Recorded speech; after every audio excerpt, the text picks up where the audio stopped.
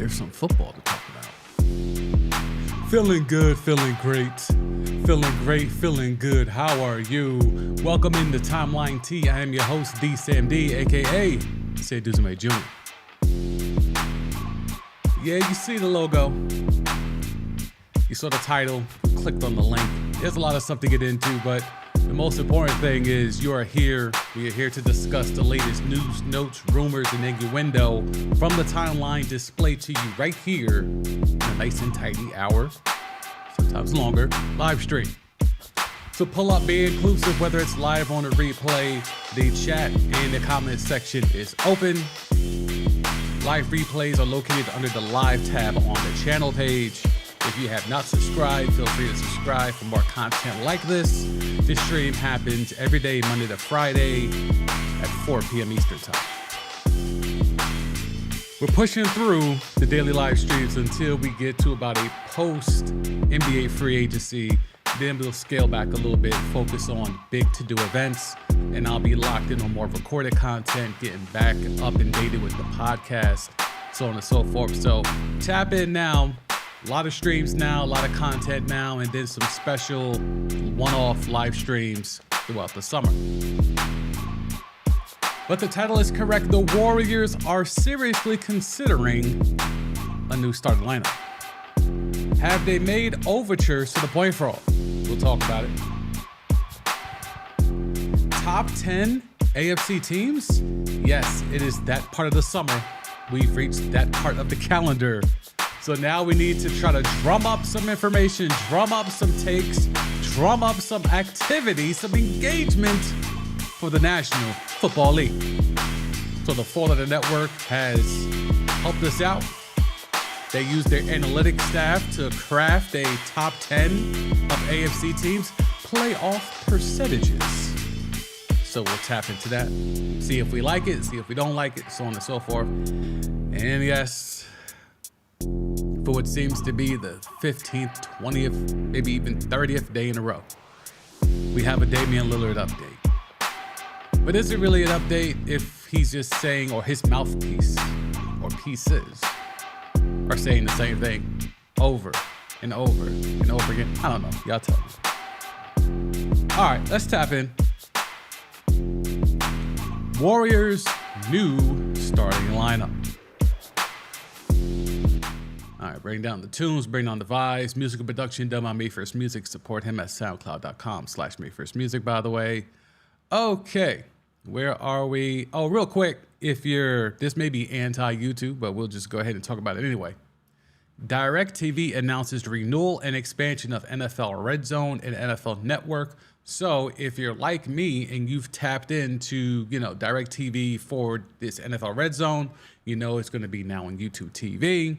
You have some choices now, as you could just re-up with DirecTV or come over to YouTube TV and cop the whole new bundle, which gives you more things in addition to just NFL Red Zone. So just that was popping off as soon as I hit the live button. So I wanted to make sure for those who are tapped in like I am, all about that Red Zone.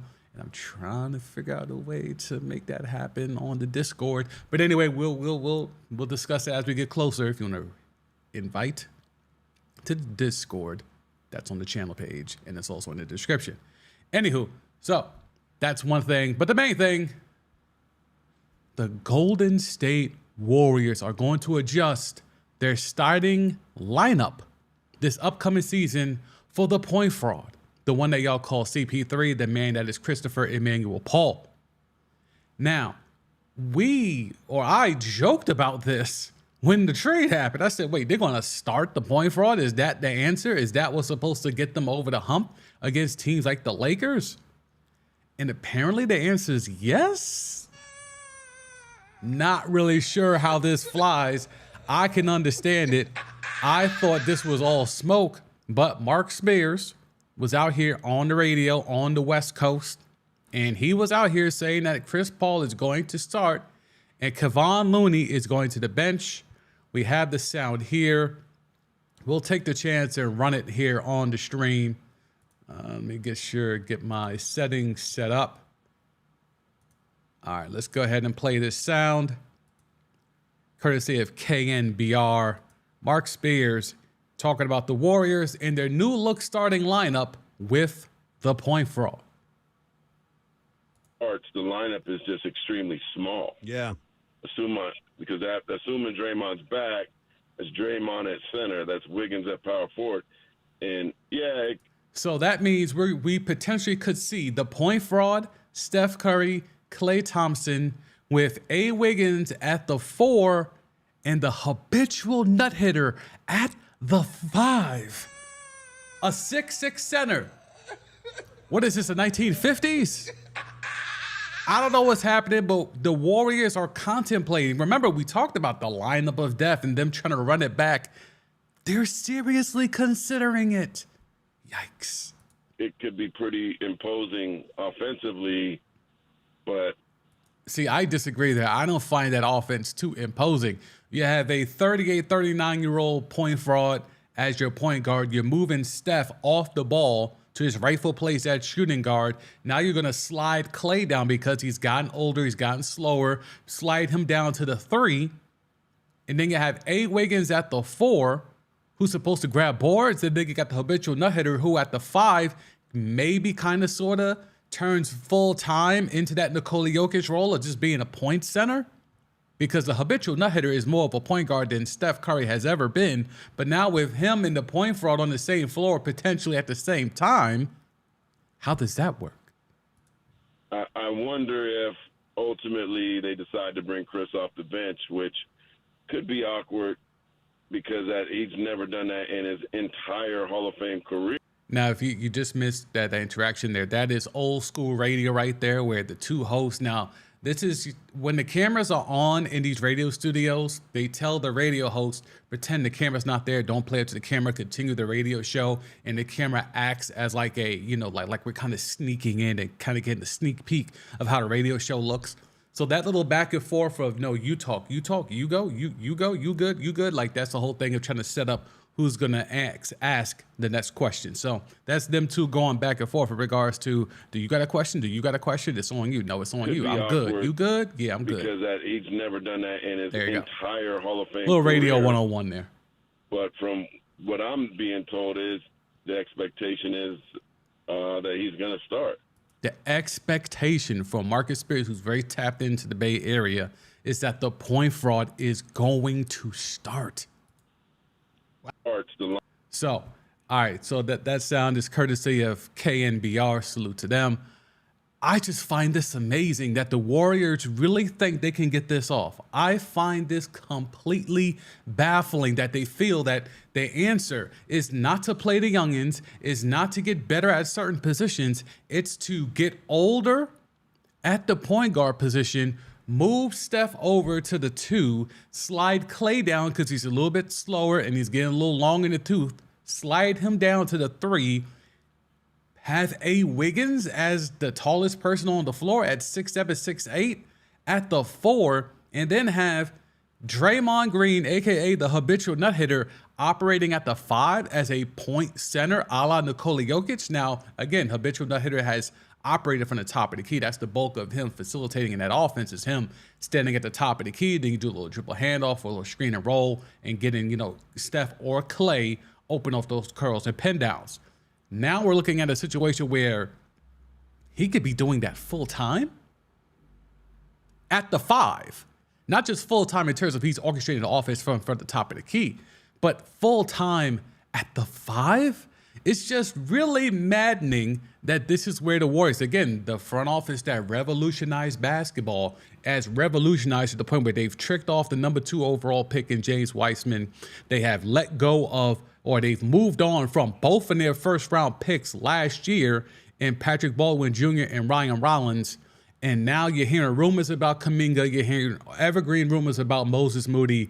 This is what this front office that revolutionized basketball has come to, where it's going to take a 38, 39-year-old point fraud of a point guard to come in and help extend the downhill peak. Because we're on the downside of Steph Curry's career. There's no more ascension. It's either plateauing or declining, depending on who you ask in and around the league. Some feel he's plateauing. Some feel, okay, he's might have looked down the cliff and he's starting that slow decline. This is where we're at now when it comes to the Golden State Warriors. What makes this organization think that they could just roll out with minimal improvements? Minimal. They got rid of Jordan Poole. They got that contract off the books. Him and the habitual nut hitter, it was never going to be the same again. And if you want to acquiesce to the habitual nut hitter, it would make sense to go ahead and get Jordan Poole and that bad contract you should never have to give him in the first place off the books. Now you go out there and you go get the point fraud that's supposed to now be a starting player in year, 18, 19 in the league, in the league for him. This is what we're at. This is where we're at now with the point fraud. This stuff makes itself up. Like this portion right here is where ultimately you can't really grasp at what a front office is thinking, right? Because if I want to go ahead and pull up this roster, if I'm going to go ahead and pull up this Golden State Warrior roster and try to navigate just what they're doing here. Jordan Poole, gone. Patrick Baldwin, gone. Ryan Rollins, gone. Not sure about Iguodala. The habitual nut hitter can come back if he wants. They're going to have to pay him his money, though. And there are other teams that are clearly circling, willing to give him a bag. Whether it's the Kings, whether it's the Pistons, whether it's the Lake Show. It's a lot of teams vying for his attention. Most likely, Dante DiVincenzo will not be back. Klay Thompson wants an extension. Still not enough minutes for Kuminga. Still damn sure not enough minutes for Moses Moody. I mean, this roster is just not that great. In the free agent class, unless they go out here and surprise us and shock us with a big name. Because we know it can't be at the guard position because with the point fraud, that took care of that. How can the Golden State Warriors continue to get off the impression that they're a contender when they have significantly gotten worse? Jordan Poole, for all that he was, you could have sold yourself on the potential. There is none of that with the point fraud. Absolutely, positively, none of that when it comes to the point fraud, who is a diminishing asset. Hard stop, diminishing asset. We've broken it down before. The box score looks okay, but when you look at the advanced data, you see the cracks in the armor. 38-year-old point fraud, year 18 in the league. And I'm supposed to believe that this is now a big three for the Warriors, for the Dubs? It makes no sense. It makes no sense. When you try to navigate the space of who the free agent class is. Let's see if we can pull that up here. You try to pull up who's available, right? Let's try to navigate this, right? We went through this the other day, but let's see. In terms of players that they could realistically get. Middleton, I thought they could have been in the mix for him if they would have did the Jordan Poole thing, but the Bucks are not stupid. They didn't take that bait, right? Jeremy Grant, don't think so. Vucevic, don't think so. Like, where's the player here? Kuzma's interesting. But Kuzma wants his bag, as he should. Don't think that would work. Jakob Poeltl could be a guy. A lot of people are high on him. I'm more high on the fact that they turned his name into a Wordle game. But outside of that, D'Lo, he's not going back there. Jordan Clarkson could be a guy where if he turns down the player option, maybe you could facilitate something there. Austin Reeves can't do it. Cam Johnson shouldn't do it. Spin the block on Harrison Barnes? Because there has to be more answers here. I refuse to believe that the Warriors think that they could go into next year with just the subtraction of Jordan Poole and the addition of the point fraud, and they think that they're okay now in the West. That now is going to be the difference maker when going up against Nikola Jokic and Jamal Murray. That's going to be the difference between going up against Kevin Durant and Devin Booker. Now with Bradley Beal. I refuse to believe that they think that's the legitimate answer to that.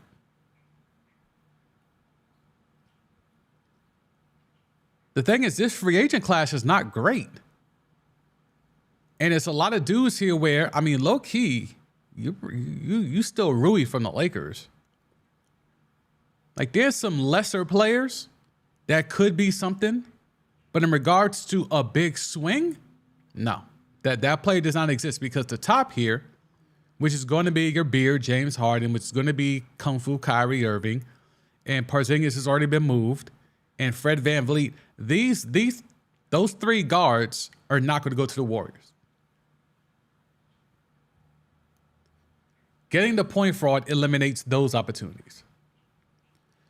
Chris Middleton, I don't see that happening. That's the wrong buck that wants to go to Golden State.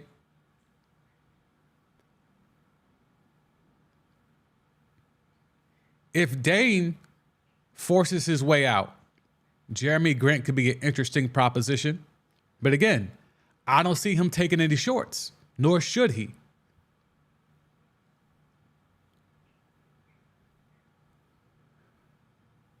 I think Kuzma, Pirtle, Harrison Barnes, like, those are guys that potentially could be in the mix, but I don't see any of them being for real, though.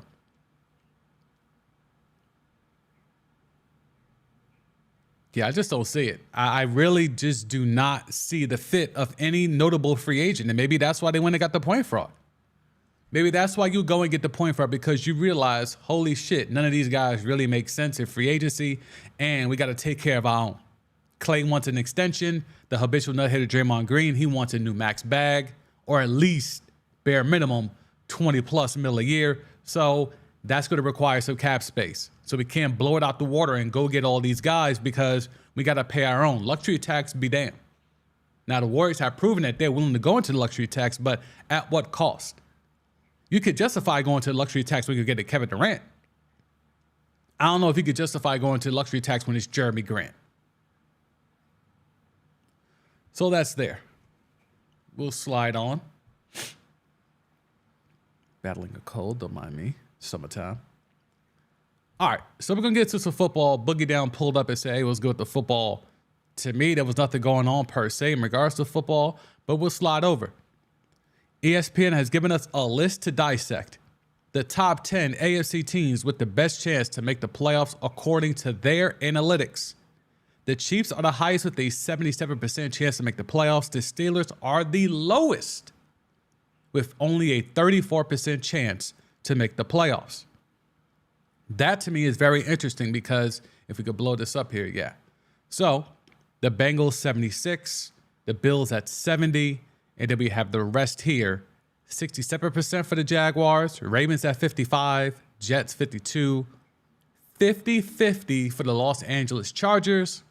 The Dolphins with a under 50% chance to make the playoffs, so that is definitely rating the Jets and the Bills over them.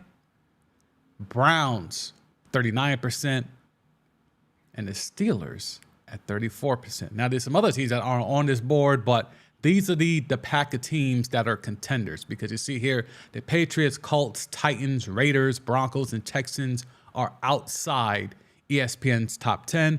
That makes a lot of sense. But let's stick with this top 10. Chiefs, we know why. Mahomes, Kelsey back, Bieniemy gone, but they still got Andy Reid. They've retooled. Joe Burrow, basically running the same squad back, tinkering in the offseason via the draft. The Bills, they were supposed to be retooling. They upgraded that tight end, you could argue, with Kincaid. In regards to DeAndre Hopkins, they did not get DeAndre Hopkins as of today, or at least as of this recording. So when you're trying to navigate this, trying to navigate why these teams. Now, remember, we've been, or at least I've been on here talking about the AFC East has the most difficult schedule, the hardest strength of schedule in the entire league. So I think it's a little strange that they have the Bills here at such a high percentage and the Jets and the Dolphins at such a low percentage. So this means that their analytics clearly favors the Buffalo Bills being a light year away in terms of being a light year better team than the Jets and the Dolphins. I think that's extremely debatable. I do not feel that the Bills have a 18% better chance of making the playoffs than the Jets. And I damn sure don't think that they have a 22% better chance of making the playoffs over the Miami Dolphins, when they all have the same strength of schedule. And I could argue that the Jets and the Dolphins both got better, while the Bills didn't necessarily get better, if they did at all.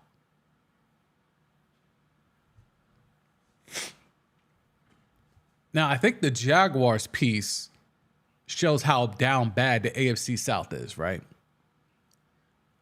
And you talk about the Ravens here. The Ravens and the Bengals here being from the north, that's interesting. 21% chance of the Bengals, 21% better chance of the Bengals to make the playoffs than the Ravens.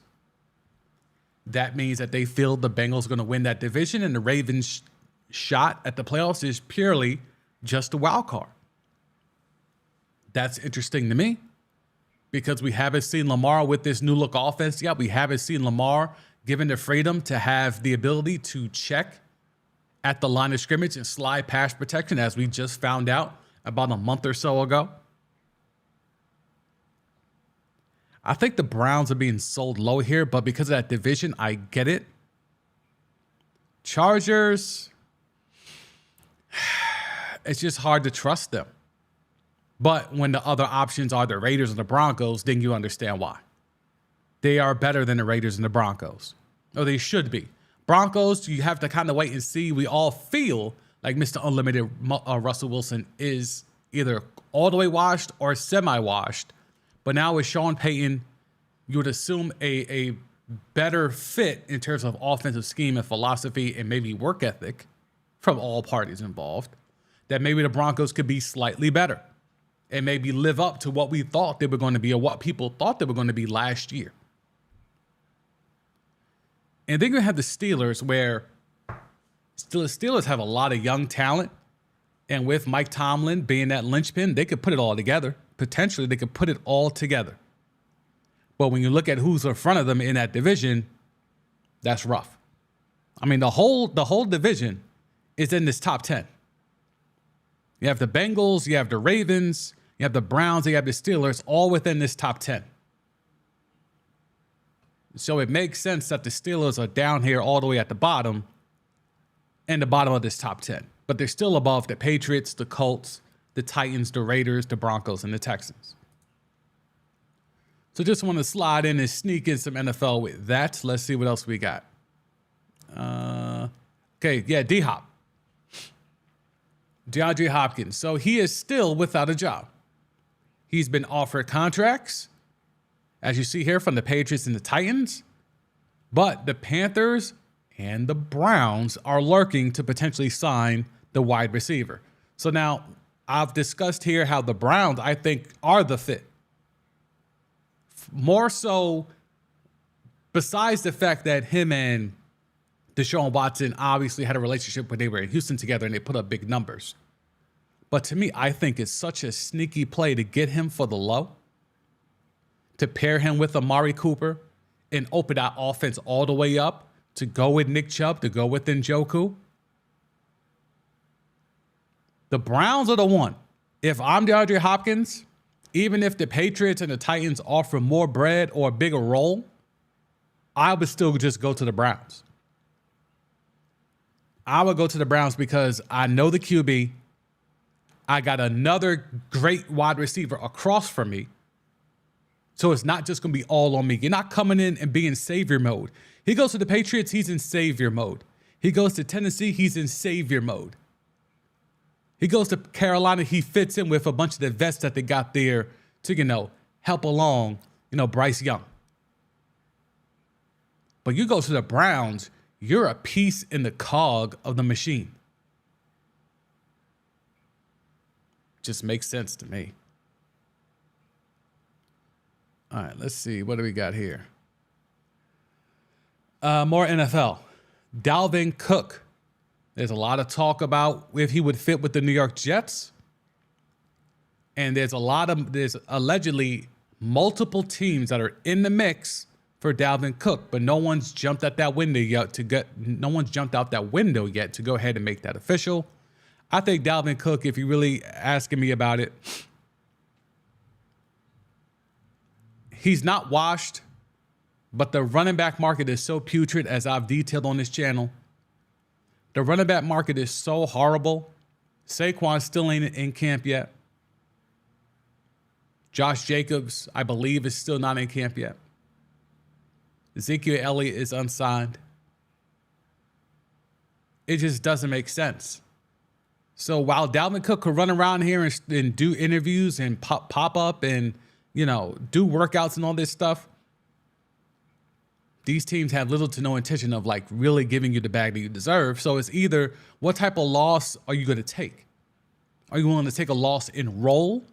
Are you willing to take a loss in status, in bread, or what's looking more like an actual reality, all of the above?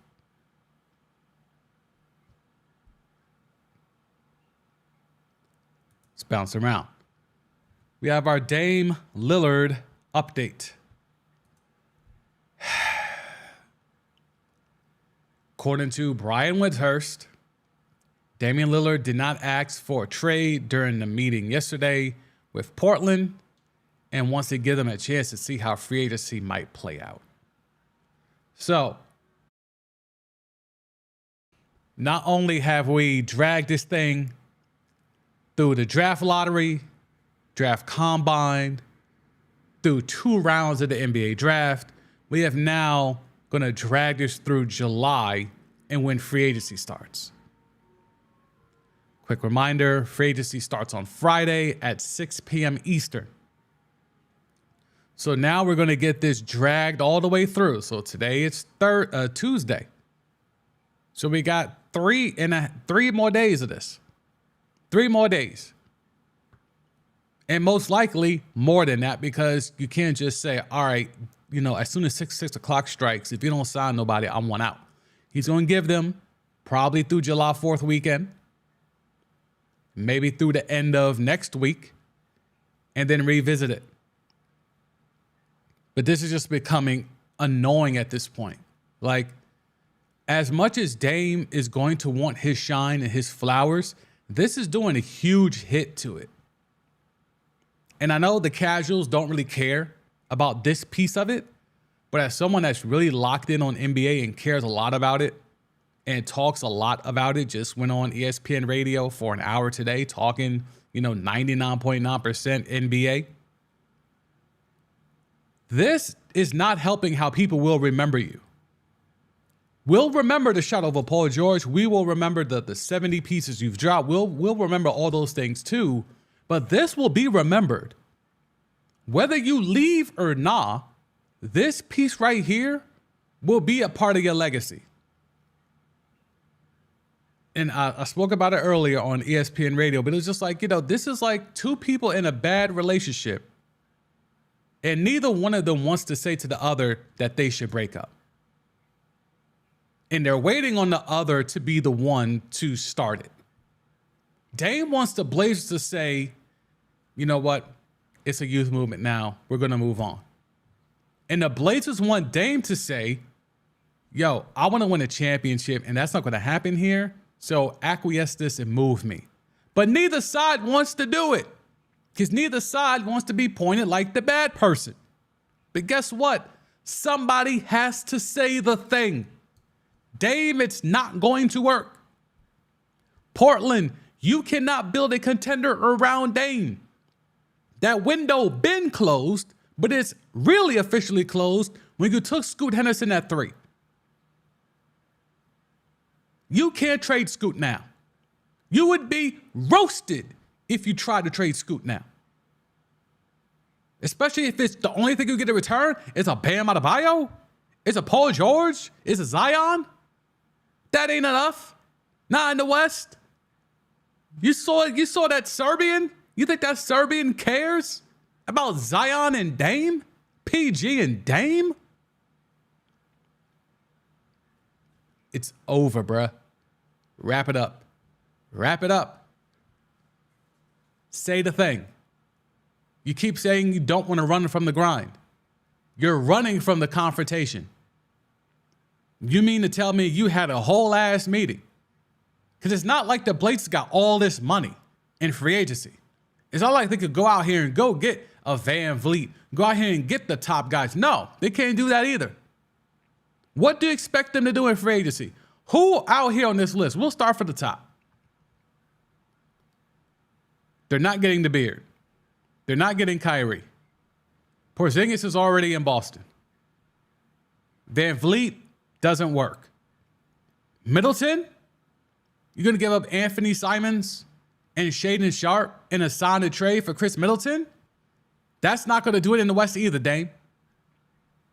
Habitual nut hitter? I know you're telling people you want the habitual nut hitter. And that's laughable because while, yes, that improves your team and it hurts the Warriors, that doesn't mean anything to the Nuggets. That doesn't mean anything to the Suns. Jeremy Grant, you could bring him back. Vucevic, nope. Brook Lopez, nope. Kyle Kuzma? Is that the big splash? And really think to yourself, Dane, is Kyle Kuzma going to be the difference in a seven-game series against the Nuggets? Jakob Poeltl, nope. D'Lo, nope. Jordan Clarkson, nope. Austin Reeves, nope. Cam Johnson? You could sell me that Cam Johnson, but again, you got to pay him his money. We just talked about it yesterday. He wants $25 million a year. You're going to drop 100 M's on Cam Johnson? If you have your choice between bringing back Jeremy Grant, who you know can play with Dame, or Cam Johnson, who you're not sure, but is young, talented, up and coming, he fits better if you trade for him. But I know. Dame wants to be there. Harrison Barnes, nope. Bruce Brown, not really. Nope. DeRussi, Josh Hart, nope. They tried that already. Christian Wood, he's a piece. He'll be the best offensive big that they got next to Nurkic. I'm not mad at a Christian Wood, but again, that's not helping you get a 7-game series in the Western Conference Finals. Rui, I love Rui on any team that has, a lot of pieces. The Trailblazers do not have a lot of pieces, unfortunately. Dylan Brooks, PJ Washington, nope. DiVincenzo, nope. Gabe Vincent, nope. LeVert, nope. Again, where's the free agent? Where's the free agent, Dame? I don't know who you're bringing in here that's going to be that much of a difference maker. It doesn't make sense. Yeah, sorry, Dame. You just going to have to do the thing, bruh. Look them in the eye and tell them it's not you, it's me. That's where we're at, Dame. Look Cronin, Rip City, PDX, the Rose Garden, and all that in the eye and say it with your chest and mean it. It's not you, it's me. And ask for that trade. It's okay. No one cares anymore. Like normally when a superstar wants out or is trying to build the momentum to want out, it captivates the news cycle. But when you do it, we're annoyed by it. When Melo did it, it was the melodrama. Harden's done it multiple times. It's been a frenzy. Kyrie, same thing. Kevin Durant, same thing. With you, we're just annoyed by it. We can't wait till it's over. Brutal. Absolutely brutal. All right, let's see where we at here.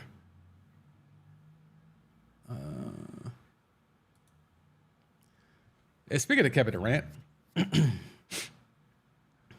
this dude I've never heard of. He's apparently a guy that works for Fox with Kellen Cowherd, I guess. He got into it DM wise with Kevin Durant. Kevin Durant hit up that Twitter Spaces and was, talking with some casuals and they had some back and forth over there. And then it led people who are looking for a platform, who are looking to expand their growth and to expand their clout in this dude here. And he got into the DMs of KD, and they went back and forth. And Kevin Durant, with some screenshots that could or could not be fabricated, called this dude a pussy and a broke boy. Now, what does that actually mean? Nothing. But here's what it means in the scope of media. This is the worst time ever to be a basketball player in terms of social media, because people are going to say things to make you come out and get in the mentions, because all that means for them is that the person who you're airing out now gets clout. I didn't know who this guy was, but now I am now being told who he is because he got into a DM back and forth with Kevin Durant. Kevin Durant gave him the time of day. Now he gets to leverage it by screenshotting it and airing it out in his little viral clip. And now he's pushing people to his content. This is where the game is at now. Just want to touch on that real quick. I don't really give two shits about it. Russell Westbrook is likely to stay with the Clippers. I don't know if anyone gives a damn. Howard Beck is reporting that. Howard Beck, long time ago, used to come on my radio show and my first podcast. So he's still bouncing around doing the damn thing. But Russell Westbrook likely to stay with the Clippers. Again, a nothing move, because you're going to get the same 50 to 60 games out of the Boardman and Paul George if you're lucky, and then you'll get Russie for about 70 to 75.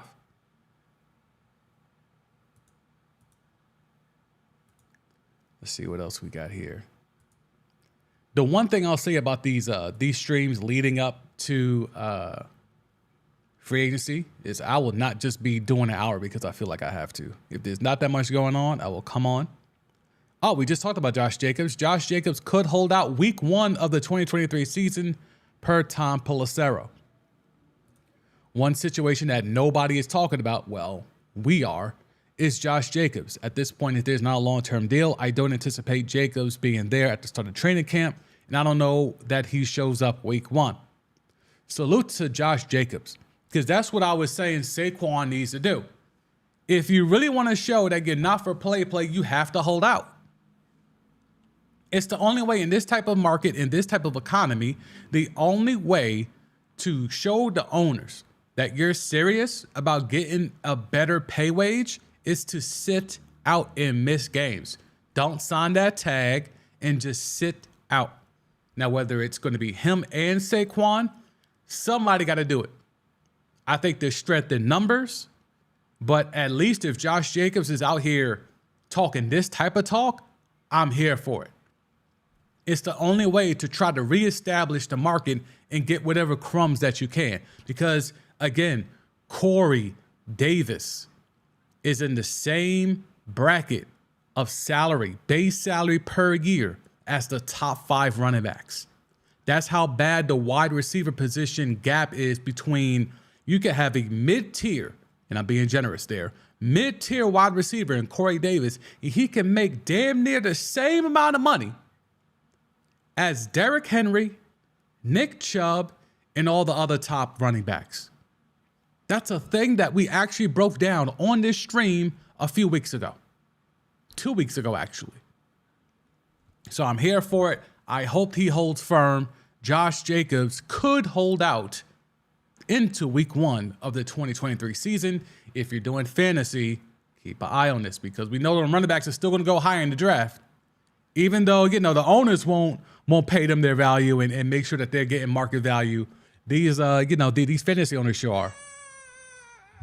Running backs are still going to go quick, fast, in a hurry. All right, let's see what else Dove got. Yep, we talked about that earlier. Dalvin Cook has multiple offers on the table right now. No real specifics into the teams, but that's where we're at. You have some scary stuff with Leonard Fournette in a car accident. He was able to escape. So thoughts and prayers to him. All right, let's see what else we can get into. What's up with my guy? It will clear all of that. What's up with my guy, Ari? Let's see if Ari's doing anything. Where is he? Shit. What's his last? Oh, I forgot, dude. Wait, is he there? Was that him? Yes. No, that's not him. That's a fake guy. Okay. There we go. All right, let's see if he got anything.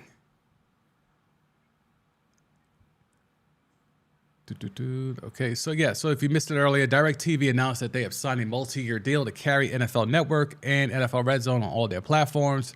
This will be the first time that they will carry the Scott Hanson hosted version of NFL Red Zone. So that means the Scott Siciliano version is completely gone. Thoughts and prayers to the Siciliano version. That was my preferred version, but I guess we'll just have to ride with the Scott Hanson version. So that also means you don't have to go and subscribe to YouTube TV to get your Red Zone fix. You can re-up with DirecTV and you will still get NFL Network and NFL Red Zone, although they will not have the Sunday ticket. If you want the Sunday ticket, you still got to come right to YouTube and the YouTube TV bundle. Let's see. Does he have anything else? Man, it is slow out here in these streets. Melvin Gordon's out here bouncing around to Jim Rome. Shout out to Jim Rome. Worked on that show for a long time. Yep, it is dead vibes out here in these streets. Not that much. Yeah, there's a lot going on here with Tyreek Hill in this police investigation. Apparently, he slapped a guy in the back of the head. At first, the guy was not going to press charges, but then he found out the guy who slapped him in the back of the head was Tyreek Hill. And then all of a sudden, magically, dude said, oh, yeah, now I'm going to press charges. So take that for what it is, but that's the way it goes sometimes. This new Lions thing is trash. Uniforms and the helmet. It looks like some shit you would make in a video game, but not in the cool way. Let's see. What else we got? What's up, my guy Warren Sharp? If you're just pulling up, I'd appreciate you drop a like. The chat is open. You can enjoy and be inclusive in the conversation. We have talked about the Warriors' new starting lineup. We broke that down, how, yes, the Golden State Warriors are actively trying to start or are envisioning a start of the habitual nut hitter, A. Wiggins, Klay Thompson at the 3, Steph Curry at the 2, and the newly acquired point fraud as the starting point guard. It's a real thing. There is audio from Mark Spears, who is very tapped in over there, out there in the Bay. It's a thing that they are actively pursuing and considering. All right, let's see what else we got from Warren Sharp. Warren Sharp is good for these types of slow days because he gives you information to kind of like sink your teeth into. We will have those days coming up. All right. We'll do NBA Central. And then if not, I will bid y'all adieu.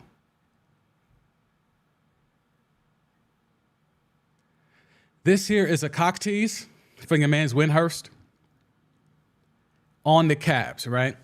Now, Knicks Tape got very happy at this tweet because they assumed that this tweet has everything to do with them because that's what Knicks fans do, right? They assume anything that revolves around loosely, vaguely, could subliminally revolve around them, well, it has to be them. I have some speculation. There's a couple of outlandish stuff that I'm not going to say right now because I'd get in trouble. I wish I could tell you more, and I know I shouldn't tease you, but that's exactly what he did, and it's being aggregated, all right?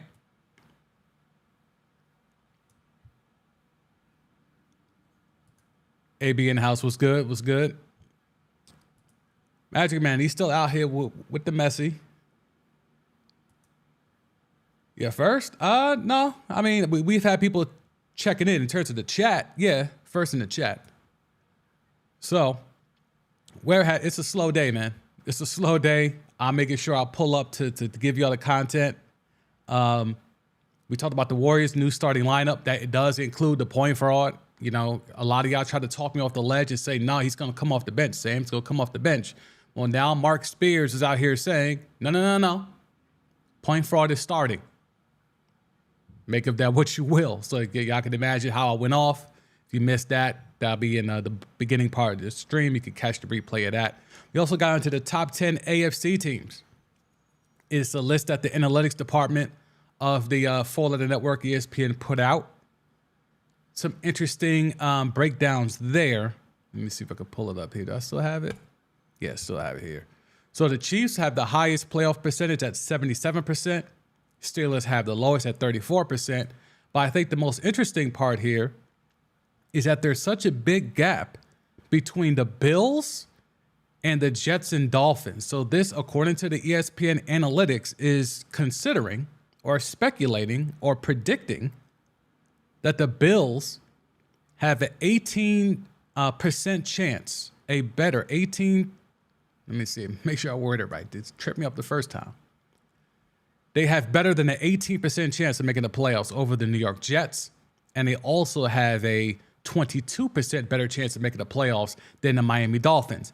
I think that's an egregious gap. I do not feel that there is a 18 or 22% gap between the Bills, Jets, and Dolphins, especially when you look at the strength of schedule, and the whole entire division of the AFC East has the strongest and the hardest strength of schedule. So that means that the Bills, according to the analytics, are categorically better than the Jets and Dolphins, and I would push back against that.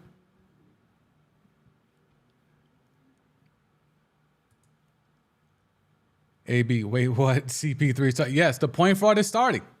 I'll run back the clip because y'all are pulling up. Hey, see here, Mark Spears says the point fraud is going to start and Kevon Looney is going to the bench. This is a real thing that happened. Let me make sure I got this queued up again, make sure my settings is right. I'll run the sound back for y'all since y'all are pulling up now. Let me see. That's good. Okay, cool. Pot that up. Lineup is just extremely small. Yeah. Because assuming Draymond's back, it's Draymond at center. That's Wiggins at power forward. And, yeah, it could. So, again, he's saying Draymond, the habitual nut hitter Green at center. A. Wiggins at the 4, which now means a aging Clay that is on the downhill. Well, we can all admit that. You slide him now to the 3, which means you're moving Steph Curry off the ball at his more natural position, which to me is the 2, because he's not a point guard, never has been, never will be. And now you have the point fraud, 18, 19 years in, 38 years old, starting at point.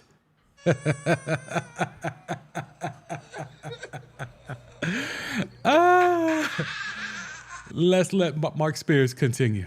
Be pretty imposing offensively, but I wonder if ultimately they decide to bring Chris off the bench, which could be awkward because he's never done that in his entire Hall of Fame career.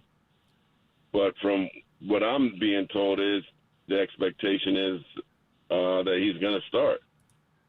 The expectation in Golden State is that the point fraud is going to start. You can't make this shit up, bruh.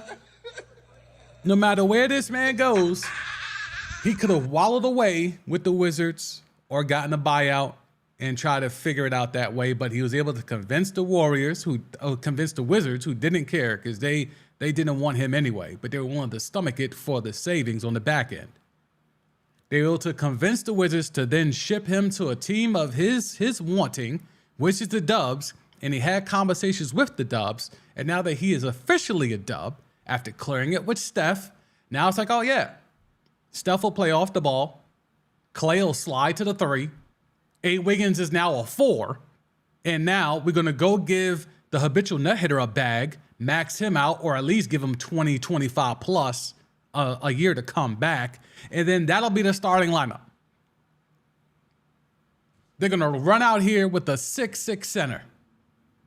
They're going to try to do Jokic things with the habitual nut hitter at the top of the key, but he's 6'6".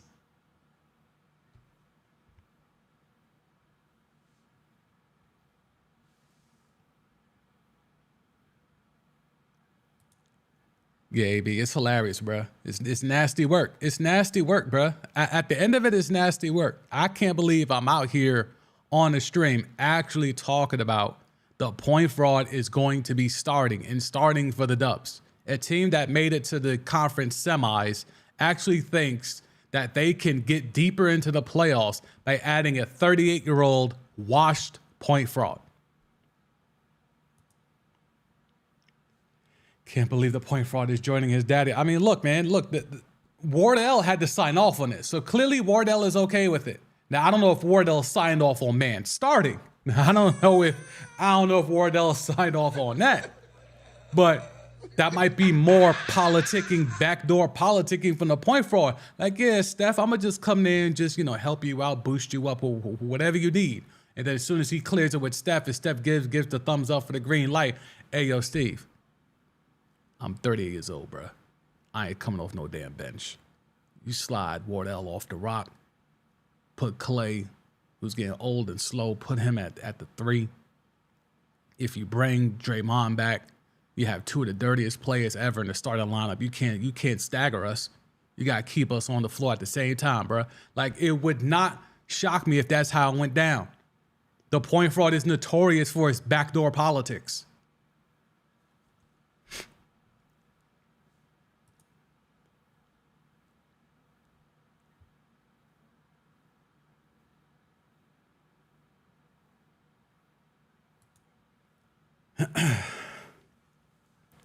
Who would you rather want on your team? A 50-year-old LeBron? Oh, nah. Give me a 50-year-old LeBron right now. I'll take LeBron at 50. Because I could put him at the 4, and he could still do work. A 50-year-old LeBron can still do work in the paint. The point fraud right now is so washed. Like, he was exposed by Jose Alvarado last year. Not this past year. Last year. Jose Alvarado almost got him up out of here. And that was when he was 36, 37. No. Braun at least is getting swept up out of here by Jokic. The point fraud is getting swept up out of here or beat up out of here by a 38, 39-year-old Braun. There's levels to this. So yeah, that's a real thing that happened. The point fraud is out here, and he is going to collect another check. Your man's right here. I don't really know, son, but he is running around collecting clout because he works with Colin Cowherd, because he's got a pod and he's on FS1 or whatever. And now he's out here in the DMs with Kevin Durant going back and forth. And KD called this man a pussy and a broke boy. These are real things that have happened. This is what y'all missed. I'm giving y'all quick little mini recaps of what I spoke about earlier. Here's something I did not get to. Derek Carr says he was very upset and mad at the Raiders for benching him late last season. This is his quote. I was, for lack of a better term, very upset. I was mad. You spend 9 years in the place, you have all the records, and you could play at a high level. And for something to get in the way, whether it was whatever reason, money related or whatever, injury related, I would have said I don't even want the money just to play two more times in front of our fans. I didn't get that opportunity, so it definitely lit a fire inside me to keep going. I mean, bruh, when will Derek Carr understand that he is completely and 100% the definition of mid in the dictionary? You look up mid in the dictionary, and this face should be staring back at you. He has a bloated sense of where he ranks. He has a bloated sense of reality in terms of what he has accomplished in this league. The Raiders are not known for quarterbacks. So to be out here and saying, dogs, I got records, 9 years in the place, you have all the records. Like, is that even true? I never thought we would be out here doing a Derek Carr deep dive in terms of his career numbers, but let's see if that's even true. Like, does Derek Carr even have all of the Raiders' numbers like that?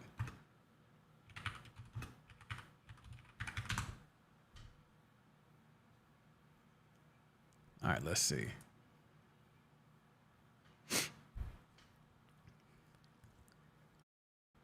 Damn.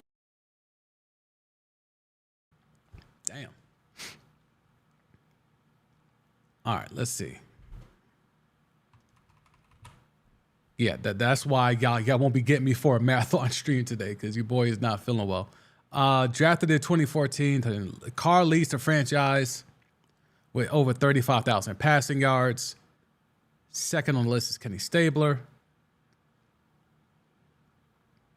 When he surpassed 35. I mean, look at the people he's passing here. Ken Stabler, who was the man like 50 years ago. So the fact that he is up, wait, hold up. Single season passing record, okay. But he's still behind Rich Gannon in QB rushing yards. Salute to the god, Rich Gannon.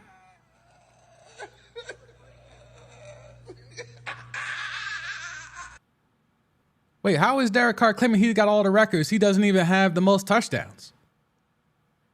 Darryl LaMonica holds the franchise record for touchdowns thrown in a single season with 34. Derek Carr's never thrown more than 34 touchdowns. He's got a lot of records. Not all. So I got to check mans on that. You have all the records. No, you do not. No, you do not. See, I don't even put mid when it comes to the point fraud. He's just a fraud. I think you just look up the word fraud, you see the point fraud's face there. Because that's my thing about the point fraud, right? I can't sit here and say he's bad at basketball or he's mid at basketball. Now he's less than mid now, right? He's still a great he was a great basketball player. That was never my issue with him. My issue with him was everything else that came with it. The backdoor politicking, the circumventing the CBA, being a dirty player, crying an underdog story when you were, the third top ranked point guard coming out of high school. You know what I'm saying? Like Steph has this documentary and he's running around saying he was underrated. You can at least see part of it, even though you could also say, dude, you were the son of a basketball player. You grew up in with the best of everything. You grew to be 6'3". Not everyone gets that. Like, that's not something that's just handed down. So, like, you had certain advantages. But because when he was, coming up in North Carolina, I think they said he was the 17th ranked point guard in North Carolina when he was a high school senior. So he can have that underrated chip on his shoulder, but the point fraud cannot. Even though Steph went to Davidson, even though, he wanted a scholarship from Virginia Tech, where his parents went and met. But he didn't want to walk on. So he went to Davidson where he could get a scholarship. So it's like, dog, you're playing the underdog story. I get it for Steph, even though we can certainly nitpick. But the point fraud, never. You were never an underdog. Never. But he carries himself because he's a dude that's 5'11", maybe 5'10", but 5'11", and carries himself like a dude that's always been punked or pushed or bullied. And now that he's up, he's going to leverage this league for every single cent that he can, because this league is not built for sub 6'4" dudes to prosper. You have to be exceptional at this level to be sub 6'4" and win. You have to be exceptional. And that's what the point fraud has done early in his career. He was exceptional, but he was also a fraud, if y'all follow.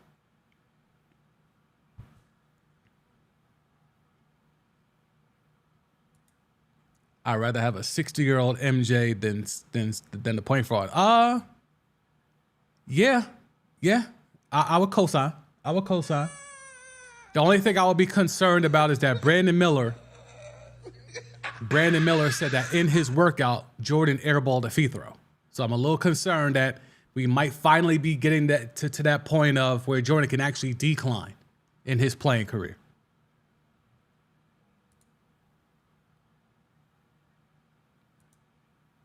Yeah, 6'2", 6'3". Hey, dude. Allen Iverson was 5'11", bro. Allen Iverson was 5'11". The point fraud is 5'11", and some even say 5'10". I won't go that far. I've never seen the man in person, but from what I've been told, sneakers off, he's 5'11".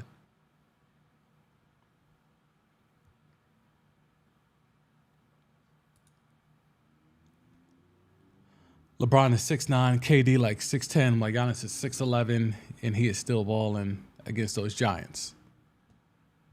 Yeah, I mean, if you're talking about LeBron, yes, I agree. If you're talking about the point fraud, I mean, I don't mind you balling against those Giants. I mind it when the only way you think you could ball against those Giants is by punching them in the nuts or pulling their shoulders out of their joint, like he tried to do LeBron a few years ago when they played in the playoffs. Like, he literally tried to yank LeBron's shoulder out of his socket. I'm like, yo, you shared a banana boat with him. You shared a banana boat with him, and now you're trying to yank his shoulder out of the socket? I don't know. That's definitely not Homeboy Hall of Fame, but we need to come up with the opposite of that. What's the opposite of Homeboy Hall of Fame? Because whatever that is, I think that's where the line is drawn. When you're out here and you share a banana boat with someone, and then you also, years later, try to pull their shoulder out of their socket.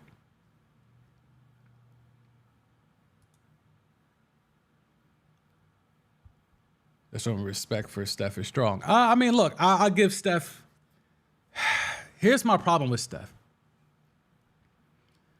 I don't like the chip on the shoulder angle. I understand it, right? But I still don't have to like it, because your pops was still Del Curry. Your mom's was a volleyball player. Like, your genes were top tier. You got the late growth spurt, right? You were able to practice in NBA arenas as a toddler. You were able to shoot on NBA rims as a child. You had friends. You were friends with Grandmama Zoe and Muggsy Bogues. Okay? You were in Toronto with Isaiah Thomas, Damon Stoudemire, Marcus Camby. So, like, you were around the game to a level to soak up little tricks of the trade at an age that others just could not access. So while, yes, you didn't get the growth spurt until late, and while, yes, Virginia Tech did not want to give you a scholarship, even though you were a legacy, you still ended up being a lottery pick. And if the Timberwolves weren't so stupid, you would have went top 10.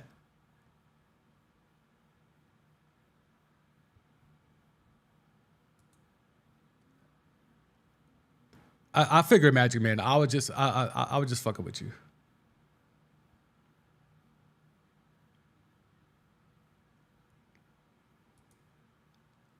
True guys, like LeBron had no father growing up. It was from the hood. Well, I don't know if that makes them true guys. I don't know if that's a prerequisite to be true. But yes, that is certainly more of an underdog story. I mean, LeBron was homeless. He was living out of a car. So I mean, yes, if you want to do if you want to do the Malika Andrews thing and start doing trauma porn, yes, that is more of a thing than growing up with your father, who's $1 million basketball player, and traveling on the team charter, and getting free throw advice from Muggsy Bogues, playing defense on Muggsy Bogues, and out there shooting the shit with Damon Stoudemire back in the day. Like, yeah, it's a little much. It's a little much. Anywho, let's see. How much more we got? Oh, we made an hour. I do not know how I made an hour. I am not feeling well. And to be quite honest, there was not a lot. But I thank y'all for pulling up. The first crew that pulled up, they really didn't give too much. Let's see what else we got here. Dove got anything? As I said, we're going to be cruising into free agency, doing some streams every day, but definitely not the locked in, 2-hour, 3-hour extravaganzas unless something big happens. If nothing big happens, then, then we'll be here. More Derek Carr. Once they made my wife cry, that was pretty much over. Once they made her cry, that was out. I don't think that's typed correctly. But the love for my teammates is what probably would have made me do it. But the way it worked out and the timing of things, it was time for me to move on. But who knows? You never know what will happen. So apparently the benching of Derek Carr made his wife cry. And that was when he had enough.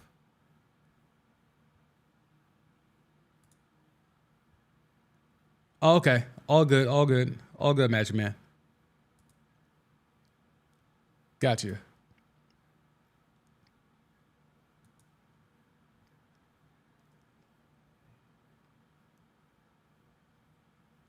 I don't know if anyone likes Derek Carr, Kobe fan. I don't know if anyone does. I really don't know if anyone likes Derek Carr. I mean, what reason do you have? Well, what reason is there to like Derek Carr? Like, salute to the Saints. I mean, I think they'll be okay.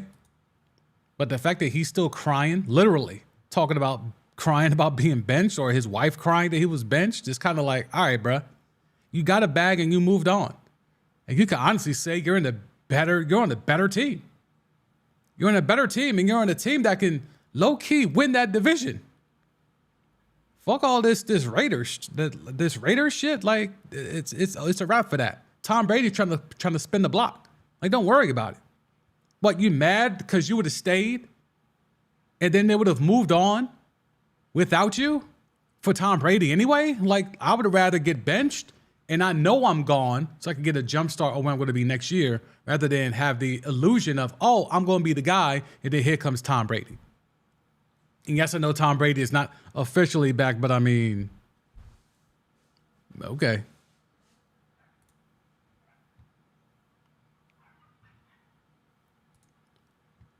Okay, so we got more Dalvin Cook news and update here. Per source with direct knowledge, Dolphins have indeed made an offer for Cook. There's mutual interest. Cook has called Miami a perfect fit. Cook is in no rush to sign.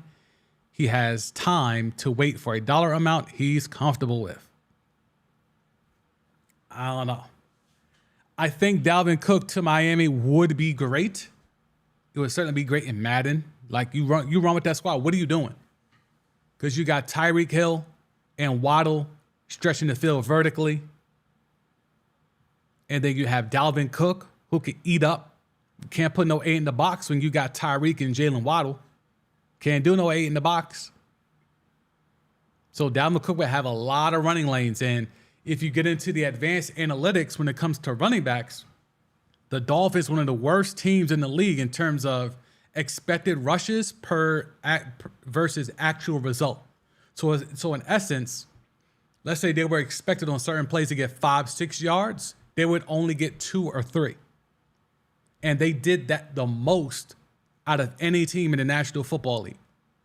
So their running backs were missing holes or not getting through the holes quick enough. Dalvin Cook, he doesn't seem to be a guy that misses holes very much. Pause. Scrub Zero in the house. What's good, Scrub Zero? Yeah, man. This Derek Carr and his wife crying shit. Yeah, I don't know. I don't know what that's about, but yeah, some weirdo shit there.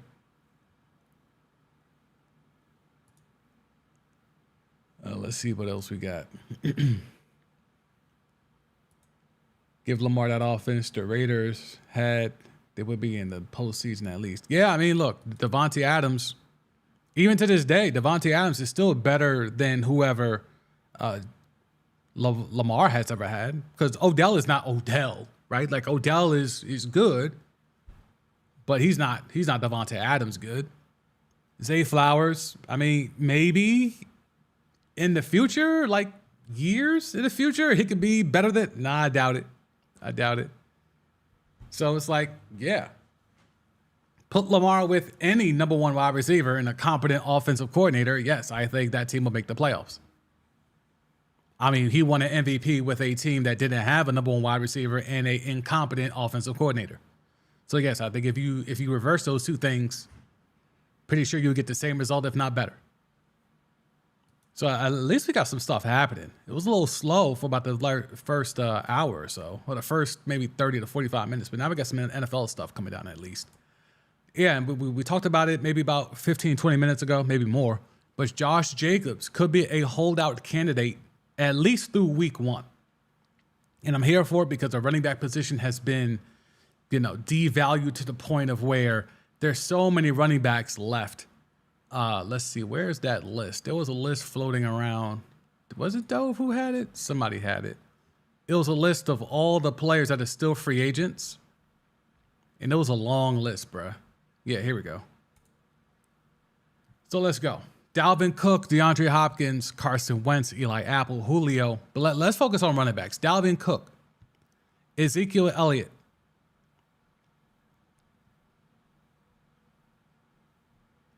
Jerick McKinnon, Kenyon Drake, Melvin Gordon, Kareem Hunt, Darrell Henderson, and this also you have to include Saquon Barkley, who has not signed his franchise tag, and also Josh Jacobs, who has not signed his franchise tag.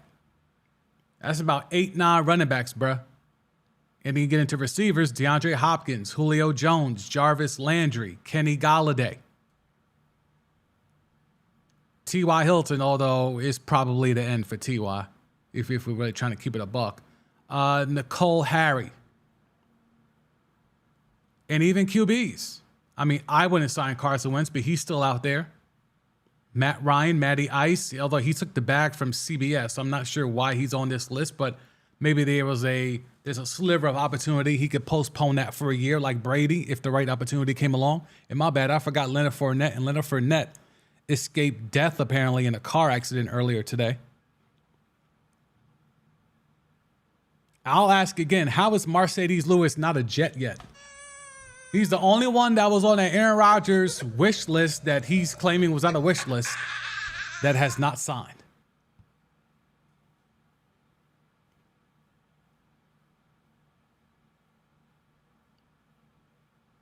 And got Teddy Bridgewater. Teddy Bridgewater still unsigned. Teddy B, outside.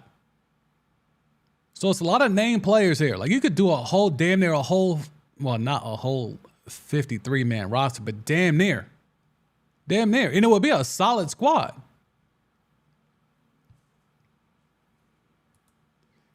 Imagine, man, to have the Niners winning it. I mean, they have the talent. They for sure have the talent. It's just all about the quarterback. Yep, I see it here, but only if they fix that damn QB. Well, I think there's not that much to fix, right? Because Purdy claims he's coming back. Well, I saw something on that. Let me see. Who had that? Somebody had that. And here's the thing with Leonard Fournette. You see the truck is all fucked up. His car caught on fire while he was driving. So not sure how it got on fire, but the car was on fire.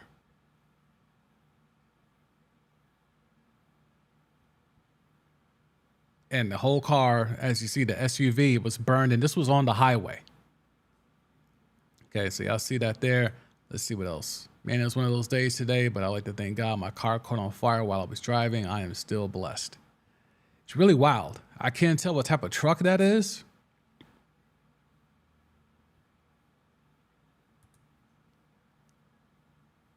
Yeah, I can't tell what type of truck that is, but I like the interior, black and red. Oh yeah, we won't play that. All right, pop that down. Yeah, so Fournette's still out here, but there was what's the thing about Brock Purdy? It was definitely something with Brock Purdy. Was it Arif?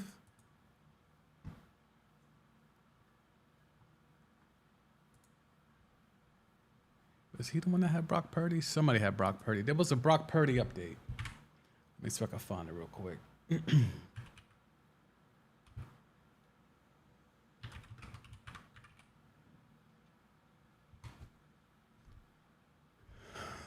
Latest.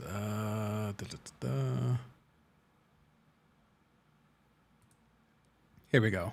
Brock Purdy is headed to Jacksonville today to throw the next couple of weeks with QB coach Will Hewitt and orthopedic specialist Tom Gormley. Another sign, Purdy is progressing through his rehab following elbow surgery and remains on track to be ready for the 2023 season. I would still just want to see what the hell they have in Trey Lance, just because of what they've invested and with how long they've had to wait for this window of opportunity to present itself for him to potentially be the guy. But if Purdy's on track, I mean, we saw what it could be.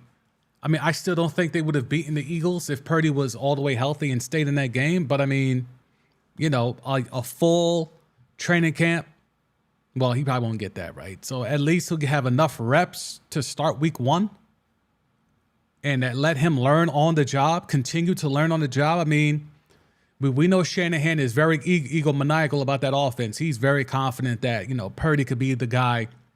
Lance could be the guy. Hell, shit, he thinks, who else they got out there? Was it Sam Darnold? He thinks Sam Darnold could be the guy. So clearly he has enough confidence in his play calling and the simple fact that they got dudes at every position.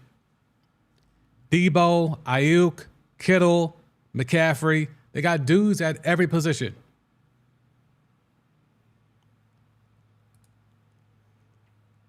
If I'm the Niners, Magic Man, if I'm the Niners, I would play Purdy. I mean, I think it's kind of his job to lose depending on his health. I think that's unfortunate for Trey Lance. It kind of makes you wonder, well, why didn't they make the trade that was offered to them in the offseason? I'll ask you, Magic Man. Purdy or Kirk Cousins?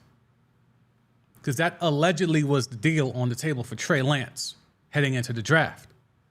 That the Niners were seriously considering an offer that would have sent Trey Lance to the Vikings, and in return, they would have gotten Kirk Cousins, and Cousins would be the starter, not Purdy. So I'm asking you, since you think the Niners are going to win it all with Purdy, if they had Kirk Cousins there, and Purdy is in the same thing with this elbow, would you still feel confident about starting Purdy week 1?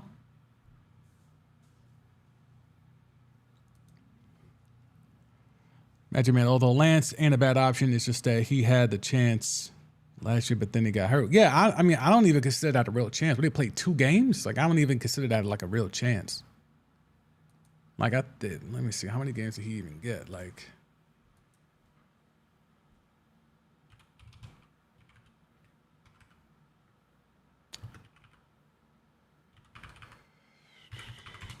why do they make you go through all these steps?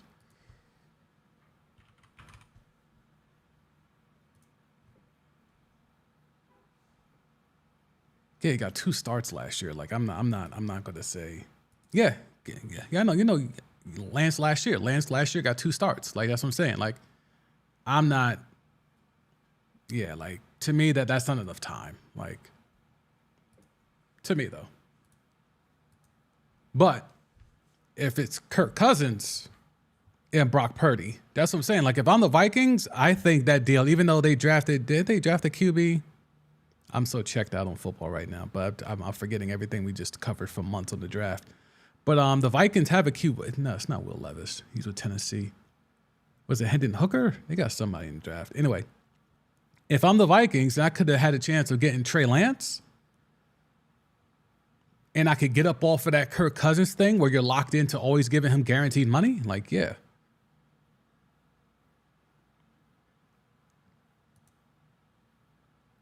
Lance went to the club after his week 1 loss to the Bears, and he lost some respect for me after a horrible performance. I remember that Bears game. I remember that.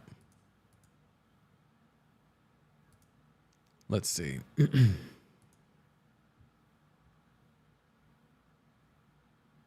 13-28, $1.55. Yeah, I mean, he certainly wasn't great. 8 of 17 on 3rd down. Okay.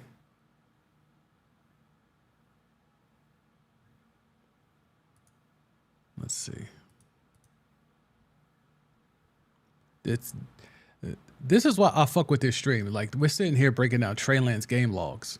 Like, where else on YouTube are you finding people breaking down Trey Lance game logs? I don't even think Niners YouTube is out here breaking down Trey Lance game logs right now.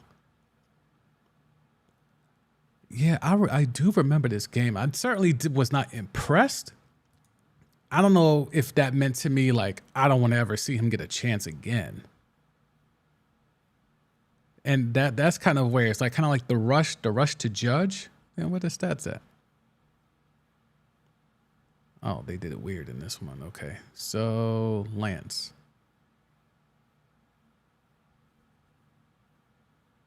Yeah, Jimmy G. So he only started that 1 week. Nah, I feel you, Magic Man. It certainly wasn't great. And you see they went to Jimmy G the very next week. So Shanahan saw enough. I think it's just weird that he just doesn't. I'm not saying like bench Purdy or nothing like that, right? Like I'll give Purdy all the respect for stepping in and doing the job and excelling at it and kind of taking that job, making Jimmy G expendable. My thing is that you have never fully handed the keys to Trey Lance. Because even if you want to give him, even if we want to kill him for that performance against the Bears, fucking Jimmy G started the next week. Like that's not a real sign of support for a young QB. Like if you bench him after 1 week, like that's just not feasible in my opinion. Like that's just not that cool. So I think they should have went and made that Kirk Cousins deal. You put Kirk Cousins with this offense, I would have more confidence about them getting back to the championship game than with Brock Purdy.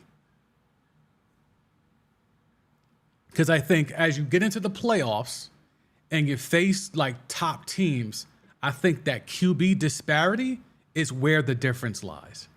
That to me is the thing with the 49ers. Like, yes, they can out-talent all the teams in the world until they get into January.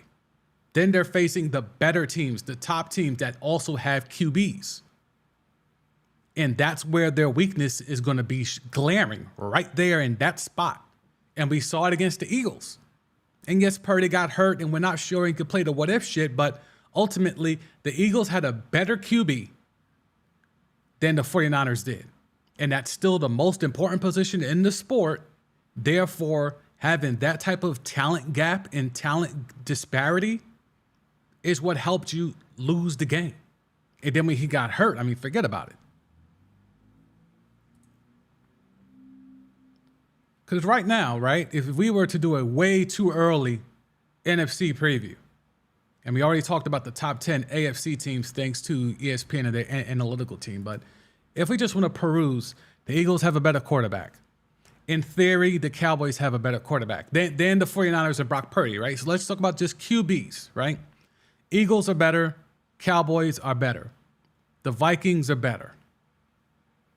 Lions, Jared Goff, I don't think so. Packers are not better. In my opinion, the Bears are better. Justin Field is better than Brock Purdy. Tampa, no. Carolina, you could argue that, but it's still way too early. Derek Carr, is he better than Brock Purdy? Yes, but in my opinion, not by much. Desmond Ridder is probably not that much better, if at all, than Brock Purdy. Geno, I don't know if I'm saying Geno is better than Brock Purdy, but I don't know how wide the gap is. Pause. Rams, Matthew Stafford, if he's healthy, is better than Brock Purdy. And then, at some point this year, we're going to assume Kyler Murray spins the block. Kyler Murray's better than Brock Purdy. So if you're talking about the better teams in the NFC, you're looking at Philly again. You're either thinking Detroit's going to take a step, or you're thinking it's going to be the last hurrah for the Vikings. Out of the South, it could be the Saints. It could be the Falcons. And in the West, you have to assume the Seahawks to be right there again, and they've made improvements. Some people are drinking the McVay Kool-Aid and thinking with a healthy Cooper Kupp and a healthy Matt Stafford that the Rams could spin the block. I'm not. But, some people are drinking that Kool-Aid.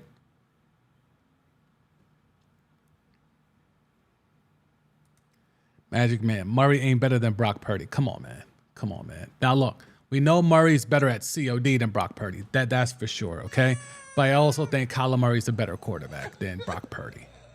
If you want to do the whole thing, well, give this person this weapons and see what happens. If you give Kyler Murray, Debo, Ayuk, Kittle, and Christian McCaffrey, I mean, Murray would be right at home because he wouldn't have to study. He wouldn't have to do no homework.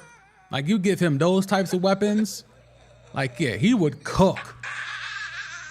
Purdy looked good because he's got an alleged offensive genius mastermind at OC head coach, and he's got talent literally everywhere.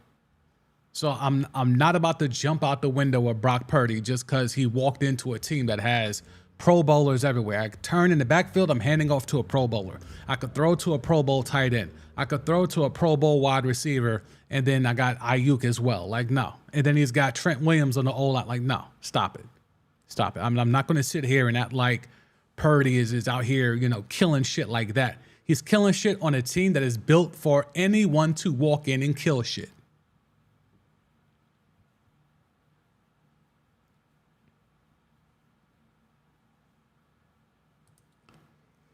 Magic Man, I think Murray's slightly overrated, but man, Purdy has done much more than Kyler in less than a year, and he continues in less than a year. Right, but let's give Murray those weapons, just like we want to give Lamar weapons and see what happens. Let's take Purdy off and give him the Arizona Cardinals from last year, which included D-Hop being suspended 6 games. And let's go ahead and give Brock Purdy that and see how Purdy survives. And I use that word on purpose, survives.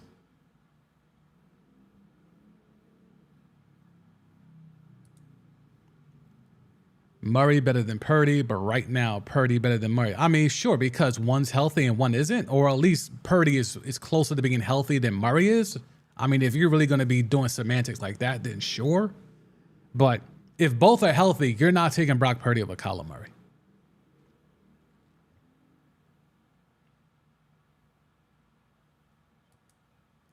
If Lance is all that, then why does he struggle with this saying that Purdy is bowling out on? He got 2 games, bro. 2 games. And who's saying Lance is all that? I'm not even saying Lance is all that. I'm just saying I just want to see him get a chance.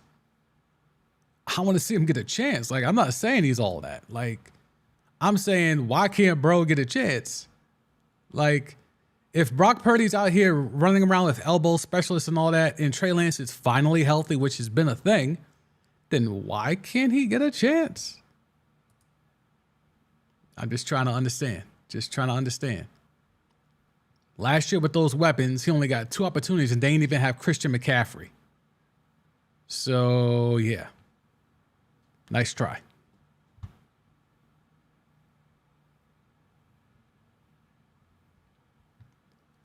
All right, let's see what else we got here. We'll keep refreshing. We talked about D-Hop. I think D-Hop should go to the Browns, even if that means take less money. Speaking of former Cardinals, I think DeAndre Hopkins should go to the Browns. I think that's the only spot. There's no way I would go to the Patriots and Mac Jones. There's no way I would go with the Titans with a rebuild soon come with no more Ryan Tannehill after this year and maybe potentially Derrick Henry as well. There was no way I would sign a deal there. And the Panthers, they have some vets there, but they got Thielen and who's the other receiver they got with Miles Sanders in the backfield. If these are the 4 teams that are offering him contracts, to me, even if the Browns deal is the worst, I'm still taking that deal because they're a team that's actually good. Out of these 4 teams, this is the only team that's actually good.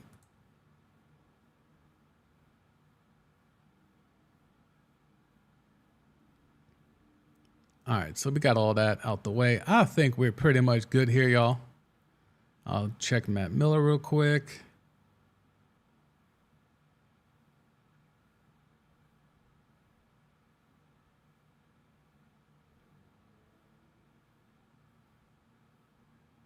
All right, yep.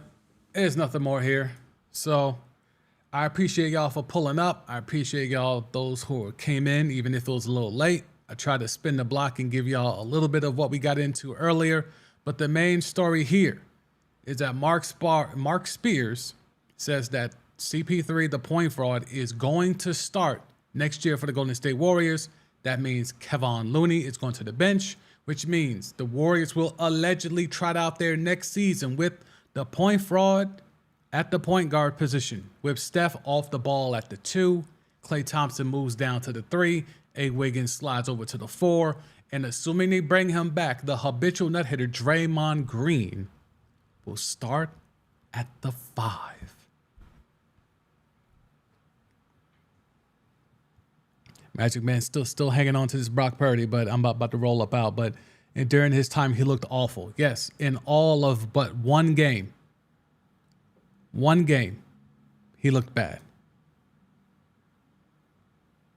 So, yes, You can make all these things you want. If you just want Brock Purdy, just say that. I don't think you need to. I'm not going to say make up shit, but I don't think you need to fabricate how bad Trey Lance was when this is literally all you saw of Trey Lance. This is it. You're saying Trey Lance looked awful when he literally got 2 chances to play. And while you can make comments about that one game against the Bears, he was benched right after that one game.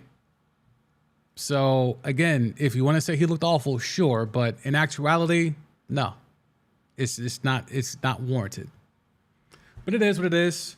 I'm gonna slide up out of here. Got to make some moves tonight, so I'm gonna go ahead and jump off the stream. If you missed any of the stream from earlier, you can hit the replay on the live tab of this channel. Trying to get the subscribers up, getting close to that 500. So whatever y'all can do to help push that, I would greatly appreciate it. And I will be here again tomorrow for another edition of Timeline T. I am your host, The Same D. I will catch y'all tomorrow. Let me just see. Magicman already. He only got those small changes because he got hurt. Right. And you saying he was awful. All right. Anyway, y'all, I catch y'all tomorrow. I'll see y'all. Peace.